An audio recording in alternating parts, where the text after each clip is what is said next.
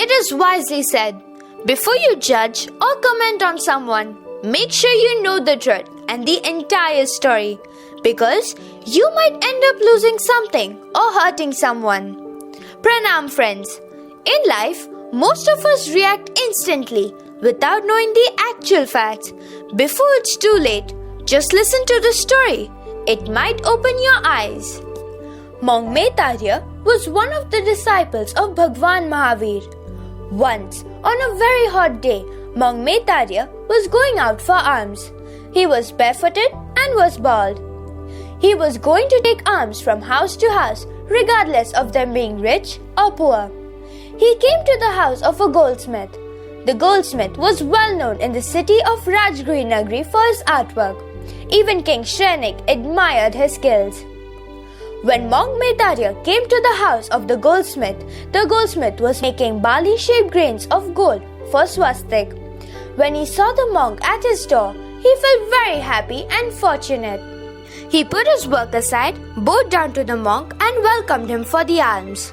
While the goldsmith went inside the kitchen to get some food, a bird came down from a tree and swallowed the golden grains, thinking them to be barley seeds.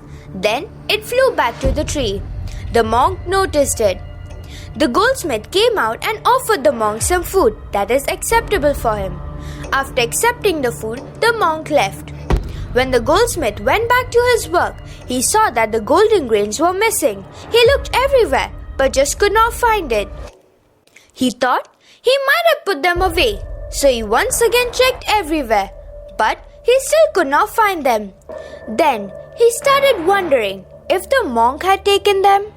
He thought that the costly grains might have tempted the monk, or he might not be a true monk and might be a thief disguised as a monk. He ran after the monk and brought him back home. He asked the monk if he had taken the grains of gold. The monk said, "No, I have not taken them." So the goldsmith asked him, "Then who has taken them?" The monk thought that if he told the goldsmith about the bird, then he might kill the bird and that violence should not occur. So he kept quiet. The goldsmith thought that since he is not replying, definitely he must be the thief. He got angry and started hitting the monk. The monk still kept quiet. The goldsmith became furious and decided to teach the monk a lesson. He made him stand under the sunlight and tightly fastened a wet leather band around his head. As the leather band got dried, it squeezed the monk's head very hard. The goldsmith thought that the monk might speak now, when he could no longer bear the pain. But he did not realize that this monk was a real monk who was willing up to give his life to save the life of a bird. The monk suffered the severe pain, but did not change his mind about telling the goldsmith what had happened. He did not get angry with the goldsmith either. He was calm by thinking, "This body is perishable, then why should I worry about it?" He truly felt happy that the bird's life was saved. Under the impact of total equanimity, the monk attained Keval Gnan. Simultaneously, the pressure of the leather became so tight that his eyes popped out and he died. His soul had attained purity and was liberated from the cycle of birth and death forever. While the goldsmith was waiting, a woodcutter dropped a bundle of wood on the ground.